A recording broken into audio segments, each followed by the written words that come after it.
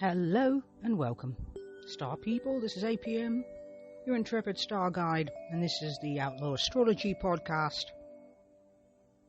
where we dismantle astrological dogma and build a practice rooted in critical thinking, lived experience, and radical honesty about how the cosmos actually works in our lives. So today's focus are squares. The 90-degree aspect traditionally labelled difficult, tense, challenging, and conflicting. But what if that's the laziest possible reading of one of the most dynamic, generative aspects in the entire astrology map?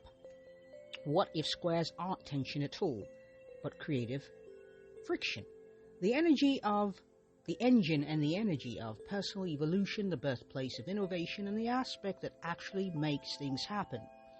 So, last week we explored aspects gone wrong as invitations to wholeness. Today we go deeper into the friction itself, because squares are where the real work lives, and most of us have been taught to dread them. This is episode 165, so that's a little housekeeping. This is part of our Arc 2 series of the so-called hard aspects. Next week we'll look into oppositions and the art of integration, and the week after that, real stories of mine, actually, of squares, oppositions that build character, grit, and pivotal life change. And so, one more thing, we have a newsletter called the Daily Stargazer, and you will find that link in the show notes, free paid versions.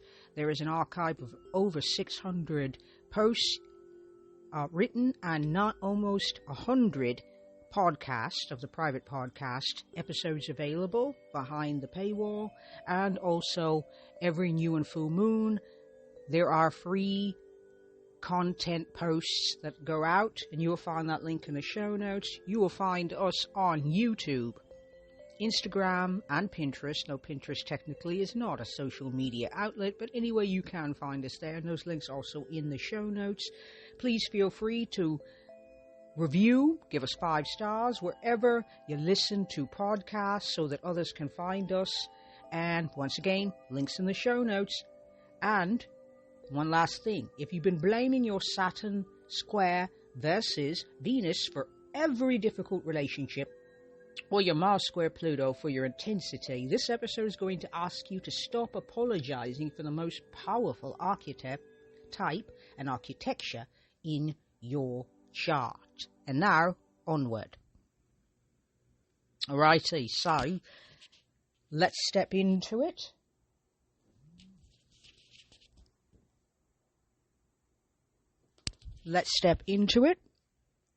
And I'm having quite the day here. What we've been taught about squares and why it's not the whole story. So that's the topic right here, right now. And here's the traditional line. Squares are friction, obstacles, inner conflict, planets at cross purposes, energies that don't naturally cooperate. Most beginner astrology texts will tell you to brace for difficulty when you see a square. And that is only partially true. Yes, squares do indicate tension. 2 planets in signs and in this aspect that share a modality. They're cardinal, set-it-off signs, fixed, sustaining, mutable, adaptable, but not an element. So they're oriented toward the same kind of action, yet pulling in different directions. So that friction is real. And here's the problem.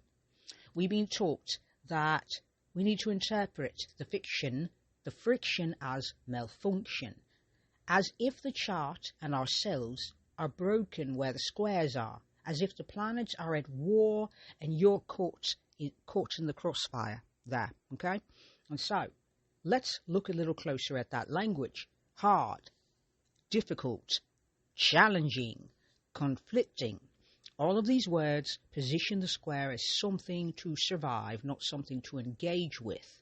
They make you a passive victim of your own chart, a passive passenger on the journey of your life. what happens is predetermined. You're meant to simply engage passively. You're not meant to be active in the story, in the authorship of your own story, because the squares are predestined, fated, out of our hands. That's the message that we receive, which I find very disheartening, very discouraging, disempowering. I could go on. So, here's the question that no one is asking as far as I know. What if friction isn't the opposite of progress? What if it's the prerequisite for it? Here is the refrain. Without friction, a match doesn't light. You know how you've got those little, those little torches, a flint doesn't spark. A pilot light in a stove doesn't spark without some sort of ignition, some sort of friction. So without resistance, without friction, things don't happen. So, for example, when working out, without resistance, a muscle does not strengthen. Sorry, folks, but it doesn't. Without the tension of opposing forces, a bow doesn't fire an arrow. Okay? Squares are not the problem in your chart. They are frequently the point. So, what we're talking about here is the myth. The idea that hard aspects are just terrible, terrible, terrible is just nonsense. It is a myth, and I want to know, and I want you to also, I want to know and I want to ask, and I want you to join me. Who decided that? Who decided this was bad? Says who? So, the roots go like this. Traditional astrology inherited a deeply fatalistic worldview. So, aspects were good, they were bad. They were based on whether they brought fortune or misfortune, ease or difficulty. This wasn't psychology, it was pre-psychology. Psychology being about the 19th century, late 19th century into the early 20th and onward. This predates that. So, it was fortune-telling for a world where most people had very little agency over their lives, unless, of course, you were a noble or a royal or someone outrageously wealthy. You didn't have agency, the ability to author your lives. Also, you could not have afforded an astrologer on what most people lived on to eke out a living, to live just a normal life and get on with their family and their children. So astrology was for the wealthy, the powerful, like today, except, now we've slipped through the looking glass and now we're in Jabberwocky land, where astrology is something that people on the outside, the fringes, now practice, and those people are up there like, oh, I am far too intelligent for that sort of nonsense, that sort of thing. So, the cultural bias here is that we live in a culture that pathologizes discomfort. We're sold the idea that ease is success, chef's kiss, and that the frictionless life is the good life, that struggle signals failure. So pop psychology absorbed this wholesale and decided that any aspect that felt uncomfortable must, in fact, be a problem to fix. And who benefits from that? Here's an uncomfortable question. Are we using hard aspect language to avoid talking about the fact that growth, by definition, requires discomfort? Are we colluding with a culture that wants us passive and comfortable and unchallenging and all that sort of thing? Because most of the wellness rhetoric that I see is based on ease, comfort, convenience. And I have never grown, learnt, or anything like that, ever, never, ever, ever, ever, ever, ever, through comfort. When I am comfort, I'm rather like a lizard on a hot rock. I've got everything I need. There's a lovely breeze. My belly's full. There are no predators for miles. I have the sun. I have this hot rock. I have a lovely day. That's how I feel when I'm in joy, when I'm comfortable. I don't want to leave my wonderful hot rock. I'm absolutely enjoying myself. There is no motivation to make a change. But say a little bit of friction, oopsie, this hot rock has gotten cold and now I've got to leave, or the sun is starting to set and I've got to, whoa, I might have enjoyed this hot rock a little longer than I should have. The sun is starting to get, the rock is getting cool, it's starting to get dark. I need to get out of here before the predators sort me out here, which I'd rather they didn't because I want to continue living, you know. So the trap here is that all discomfort means something bad. And more to the point, not only is it something bad, it is a moral failure. Because if you were a good person, you wouldn't have to struggle. You wouldn't have to suffer. You wouldn't have to experience any friction or discomfort or any resistance whatsoever. Your life would just flow beautifully, and it would be ponies and rainbows and unicorns and everybody standing around on a hill singing Kumbaya whilst holding hands and holding that drink that has the red and white branding, okay? We'd be doing that sort of thing and singing about how this drink is going to bring people together, etc. So the idea is that that's life, and that is a life we all should desire and we should all want. And the question is, do we? Because that sort of thinking leads to passive, comfortable, unchallenged, and also keeps us right there in our comfort zones, which is a very small and confining place. No matter how safe it may feel, it's actually confining us, limiting us. And also, something that is uncomfortable to face, there is an entitlement trap here. People with charts heavy in trines and sextiles and light on squares, for example, sometimes report a strange kind of inertia. Enormous potential, very little ignition, and the friction is missing, because without friction, even the most talented engine idles. And I happen to know someone of my acquaintance who talks about that. They said they once described it as having no get up and go. It's just like you got a nice little engine idling, it's making all the grumbly noises, and you don't feel like motivated to do anything. You don't feel motivated to get off your bum. You don't feel motivated to grow, to learn, to do anything, because it's easy. Everything's comfortable. It's not that bad, you see? And that suggests an entitlement to have ease, to have comfort, and that everything should be comfortable and easy. And so when a moment comes, because it inevitably it will, where struggle or friction or anything or a challenge comes in, one is unprepared to meet those challenges because one has never met a challenge, and it's just easier to say, well, it must not be meant to be. If it's hard, I shouldn't have to do this. If I have to meet resistance or challenge, this must be proof that it's wrong, because if it's right, then I wouldn't need to work this hard. So obviously, and you see how we get there, and then our dreams never manifest. We never get the lives we want to live. We never get to be the people we want to be, because we believe that comfort and ease and convenience are the dream that we're supposed to chase.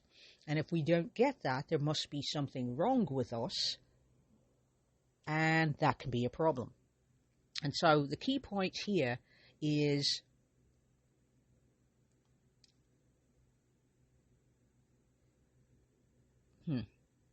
let me back up, because I just realized I stepped over something that I want to mention. And here's where we go from entitlement, we go to the reframe. The reframe is hard aspects aren't hard because they are punishing you.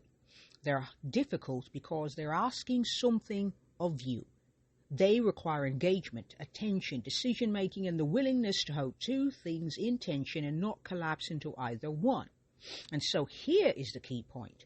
The square is not a wound in your chart, it is a demand. And demands, when met, are the making of you. So,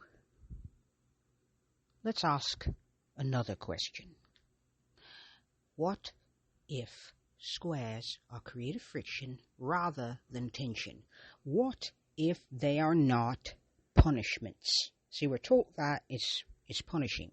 What if that's not the case? So let's introduce this concept. Creative friction, the productive resistance between two forces that generate something that neither could produce alone. And this is what squares actually are when you stop fearing them and start working with them. And so the physics of it is like this. Two planets and squares share a modality. They're both cardinal, or they're both fixed, or they're both mutable, and they want to act in similar ways, but from incompatible elements. And this carries a specific kind of productive interference, like two instruments slightly out of tune that together produce a new, richer, fuller sound. So the creative principle here is that every significant act of creation involves the collision of incompatible forces, thesis and antithesis, constraint and imagination, desire and reality. Squares are that collision built into your psyche. So I once had a guitar player speak on creating guitar solos. And he had an interesting way of playing. Since he was considered a virtuoso, he had to find limits. So he would say, I'm not going to play on this string, or I'm going to group my solo in a certain part of the guitar. Maybe it's closer to the top of the neck, or maybe closer to the bridge, which would be further down towards the body of the guitar. I want to play there, or I'm going to play really slow notes here, and I'm going to avoid being fast and playing too many scales. So he had different limits he would place on himself in order to fuel his creativity, because shocking, you would think that having all of the options available would be ideal. And in case you had that thinking, it is not. Limits are a means of providing boundaries, friction, resistance, and also challenge us to think more critically, to troubleshoot, which is why you need squares, you need challenge, you need tension, you need friction. Because without those things, that spark never gets sparked. And so here's 3 examples. This is example 1. So Mars square Saturn. Traditionally, this is a dreaded aspect, and it's usually interpreted something like drive blocked by restriction. Okay.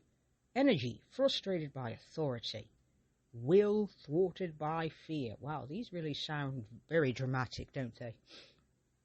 Yet, lived experience?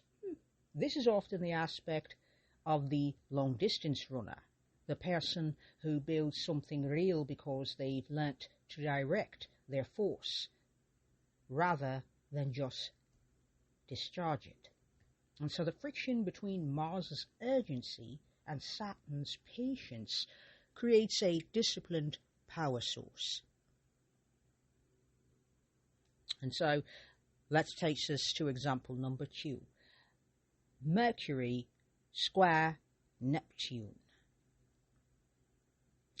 Traditionally interpreted as confused thinking, unclear communication, deceptive perceptions, but also the aspect of the poet, the songwriter, the mystic who refuses to reduce the ineffable to the literal. The friction between rational, that's Mercury, and boundless Neptune creates visionary language. Example 3, Venus square Uranus. So traditionally, you'll see it interpreted as unstable or erratic relationships, erratic affections, and disruption in love. But also the person who refuses to settle, who brings genuine originality to how they love and create, who can't be domesticated into mediocrity. The friction between Venus's desire for connection and Uranus's insistence on individuality creates revolutionary intimacy, revolutionary values, revolutionary ways of creating harmony, equality, inclusivity, and a better future for all, for example. And so here's the pattern we should pay attention to. So in every case, the difficulty is actually the generative tension between two real needs that refuse to be collapsed into one. And navigating that tension is precisely what builds depth, originality, and resilience. So, a case in point would be the T-square. And a T-square is two planets in opposition. That is next week's episode, with a third planet squaring both. And this is often read as a crisis configuration. Yet, a T-square is actually a focal point for transformation, and here's why. All that tension is directed towards a single outlet planet that becomes the engine of the entire chart. So, the engine of the entire chart would be the apex planet. So, as I've said, it's two planets in opposition and a planet at the apex. And so, I happen to know someone who has a Moon-Mars opposition with Uranus as the apex planet. So if you got the Moon, you got personal, nurturing energy, and then you've got Mars in moving towards urgency. So those feelings always feel urgent. You always feel like motivated. There's a momentum moving you toward innovation, toward individuality, which is what Uranus stands for, what Uranus is interpreted as. So those two oppositions are providing a little bit of self-awareness there, but they need an integration point, and that's what Uranus provides, a way to integrate the needs of the Moon and the needs of the Mars so that both needs are not collapsed into one ideal, meaning that you're not bouncing back and forth between what the Moon wants, what Mars wants, and that neither are truly satisfied. Because Uranus is the creativity point. It is the engine, the spark, that makes those two planets integrate so that they can get their needs met without one having to give over to the other excessively. So the key point here is this. The question to ask of every square in your chart isn't, why is this making my life hard? It's, what is this friction generating, and am I turning up to use it?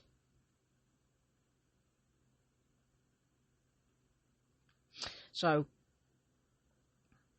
squares are an aspect of agency. They're an aspect of choice, becoming, and it's the will to engage. That's what that is. So this is where we get very philosophical.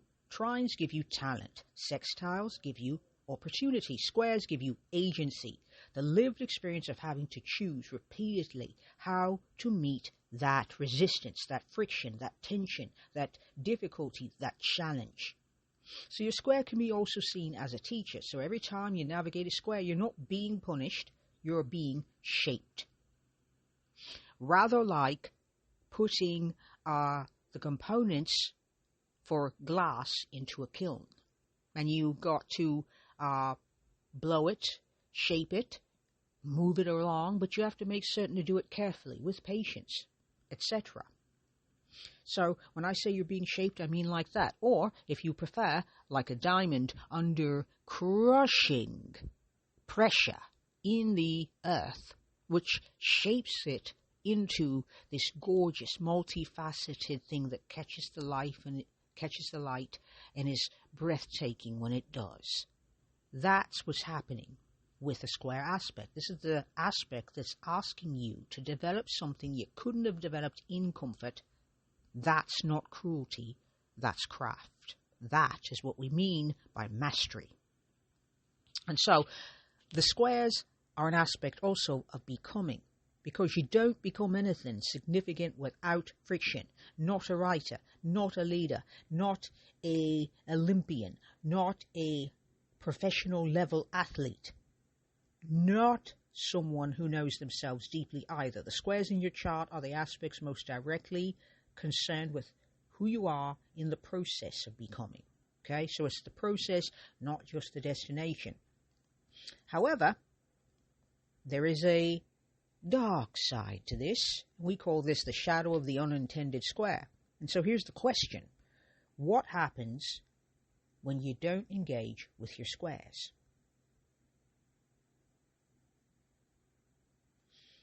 The energy doesn't disappear.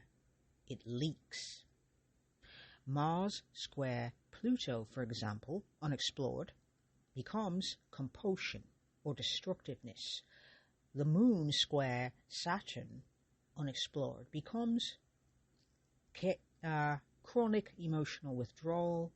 The friction turns from creative fuel to corrosive when you refuse to meet it. So I invite you to consider this. Your squares are not asking you to be perfect at navigating them. They're asking you to stay in the room with attention, not to collapse into one planet or the other at either of the planet's expense. It is to find the third thing that emerges when two incompatible forces are held in honest relationship.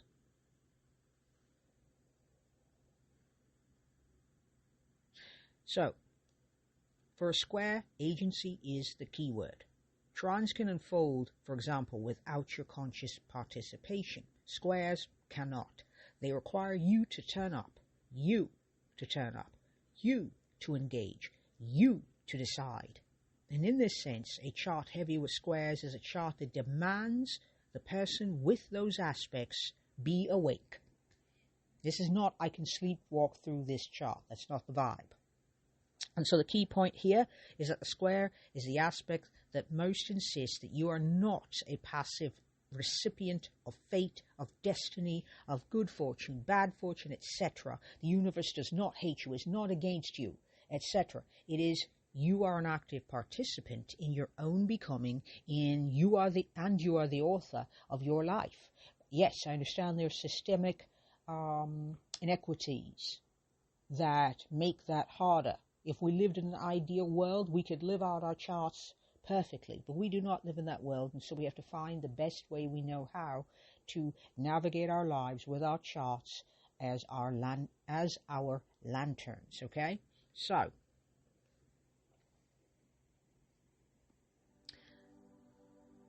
the key takeaway for this episode today is that squares are not the broken places in your chart. They are the generative ones. They are the friction that makes creation possible. It is not a malfunction, it is fuel. Every square is asking you to develop something, to choose something, to become something you couldn't have become without the tension. So stop apologizing for your squares and start asking what they are growing, what they are creating, what they are building. And so here's a suggestion that you might try. Track your squares over a lunar cycle. That'll be about 28 days. And for the next 28 days thereabouts, pick one natal square in your chart and keep a simple journal. Every time you feel that specific friction, that friction between two real needs, the sense of inner conflict or external resistance, write it down. Then write what you did with it. And at the end of that cycle, ask, does the word difficult actually fit what you experienced?